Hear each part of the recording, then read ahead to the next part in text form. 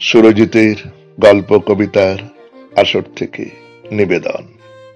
হাত দেখার কবিতা, কলমে নবারুণ ভট্টাচার্য। আমি শুধুই কবিতা লিখি, এটা মোটেই কাজের কথা নয়। কথাটা শুনলে অনেকেরই হাসি পাবে। আমি কিন্তু হাত দেখতেও জানি। আমি বাতাসের হাত দেখেছি। বাতাস একদিন ঝড় হয়ে সবচেয়ে উঁচু বাড়িগুলোকে ফেলে দেবে। আমি বাচ্চা ভিখিরিদের হাত দেখেছি। ওদের আগামী দিনে কষ্ট যদিও বা কমে, ঠিক করে কিছুই বলা যাচ্ছে না।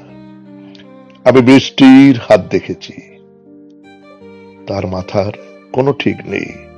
তাই আপনাদের সকলেরই একটা করে ছাতা থাকা দরকার।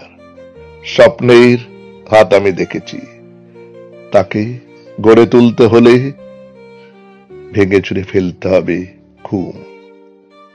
ভালোবাসার হাতও আমি দেখেছি, না চাইলেও সে সকলকে আঁকড়ে ধরবে। বিপ্লবীদের হাত দেখা খুব ভাগ্যের ব্যাপার, একসঙ্গে তাদের পাওয়াই যায় না।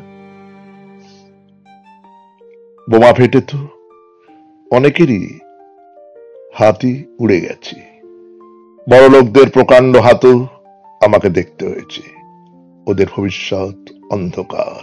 আমি ভীষণ দুঃখের রাতের হাত দেখেছি, তাদের সকাল আসছে। আমি যত কবিতা লিখেছি, হাত দেখেছি, তার চেয়ে বেশি দয়া করে আমার কথা শুনে হাসবেন না। আমি নিজের হাতও দেখেছি। আমার ভবিষ্যৎ আপনাদের হাতে। নমস্কার। এতক্ষণ শুনলেন নবারুণ ভট্টাচার্যের লেখা হাত দেখার কবিতা।